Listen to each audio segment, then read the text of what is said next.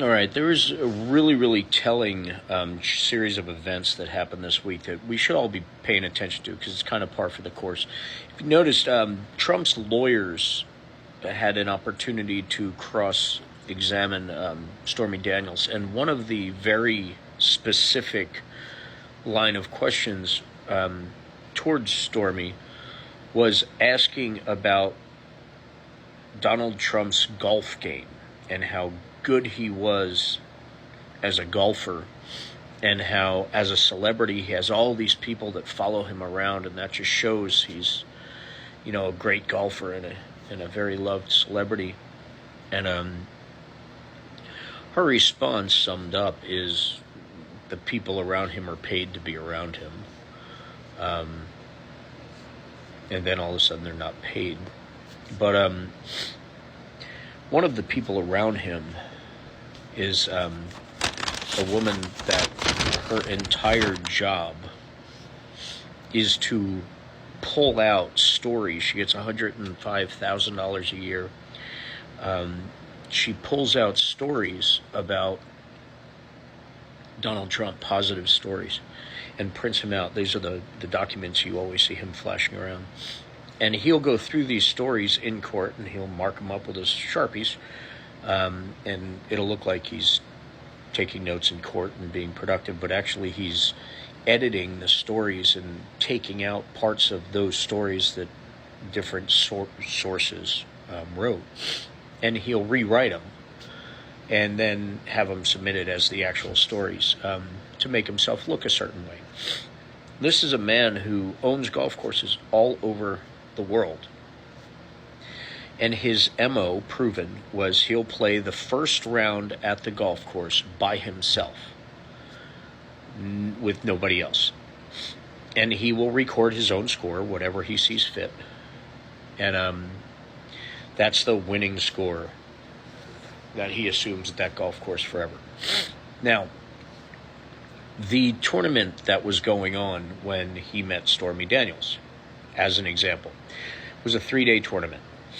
79 people played in this tournament. They were basically amateur golfers. They weren't pro. They weren't really semi-pro. They were, average Joe type of golfers. So this man who owns golf courses all over the world, plays golf more than, he hangs out with his kids or his wife. He claimed to have, won all the tournaments and 18 tournaments and all that. This particular tournament, the score was kept by an actual scorekeeper. So his score was actually his score. He averaged 89 as a score over 3 days. He finished in rankings out of 79 contestants. He came in number 62nd out of 79 contestants.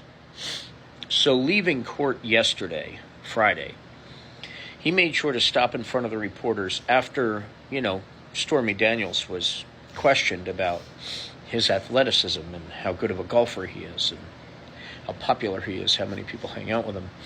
Right into the first comments out of his mouth in front of reporters after that day in court was about Joe Biden's golf game, and that Joe Biden lies about his golf game. And about Joe Biden being seen photographed on a beach and how, he's wearing his bathing suit. And if I had a body like that, I'm in much better shape than Joe Biden, but hidden in the sand, and you don't want to see that. Think of the mental channel he has to be in at the moment. He directed his attorneys to go after Stormy Daniels, not about anything that could actually try and help him in the case, but a line of questioning about how good of a golfer he is and how important he is to others. Donald Trump had those questions for the lawyer, and then he went out and started talking about his health versus Joe Biden's health and his golf game versus Joe Biden's golf game. And let's put all this, he's going crazy stuff aside. Let's just think about that line of thought. he's stuck for some reason in proving himself to be a manly man, and that his golf game is better than anyone else's, and blah, blah, blah, blah, blah. So there's a lot of attention. He went and got awards at the Trump Golf Awards, and of course he won 18 tournaments by calling after the tournament's over, and this is documented, and asking what the winner's score was. And they would say the winner's score was 74. The winner shot 74. And Donald Trump would say, well, I shot 72, so now I'm the winner. So the officials at the tournament would contact Joe Schmo, who actually won the tournament, and would be informed that, congratulations, but you came in second because Donald Trump beat you, even though he was in Philadelphia when the tournament happened. That is how Donald Trump wins these tournaments.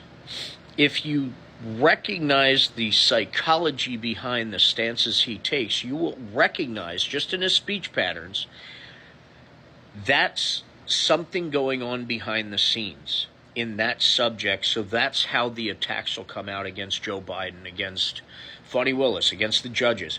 It's projection, 100% projection. But now the focus is on health and how out of shape he is and how he's not a good golfer and he lies about his golf game. And so now Joe Biden's lying about his golf game. Joe Biden could care less about his freaking golf game. I guarantee you he could care less about his golf game. So this is all about Donald Trump. And when the Trump diehards don't put those simple things together that he's doing in front of all of us, it's not like he's saving it for his closed-door fundraisers at Mar-a-Lago, like the one from last week where he offered to oil people, you get together $1 billion, you could write your own regulations. That one that's also on tape and on video and all that stuff? Yeah, that one. It's not as obvious as that. He's calling in scores and saying, I won the two biggest tournaments at my golf courses. Well, of course you won. You're Kim Jong-un meets Tiger Woods. You even cheated against Tiger Woods once. That's documented. People, please, this is who this man is. At a sport where it's kind of like running casinos. Think about it. Casinos are supposed to be, they always win. The house always win. That's just a thing. He bankrupted 6 casinos. 6. What business of Trump's went well? Not a political statement. Name one. His buildings are mortgaged. They're leveraged in debt. His assets, his golf courses are leveraged in debt. The people he owes money to are coming to collect.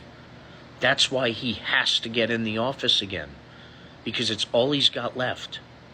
Russia, Saudi Arabia, China, all those people are coming to collect. And he can't phone this in and say, I won, because that's not how they play. So all of these countries want him to get back in office too. Russia, Saudi Arabia, China, North Korea. Every single one of them want him back in office because the candy store's open when he's in office. There may not be any wars for that moment, because they're getting everything they want. And then you know what they do with what they get? They go and research how to attack the people they want to attack. They got all the secrets in front of them because the president just handed it to them or sold it to them for a price.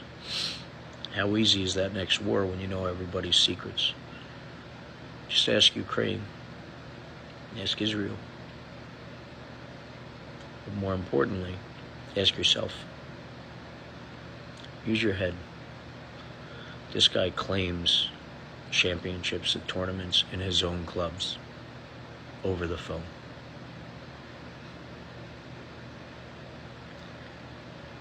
Stay diligent. Stay educated and be kind. We are all in this together. And we need to help logic control these political discussions, because our country is that important. our country demands that much of America first. America first, not Trump first.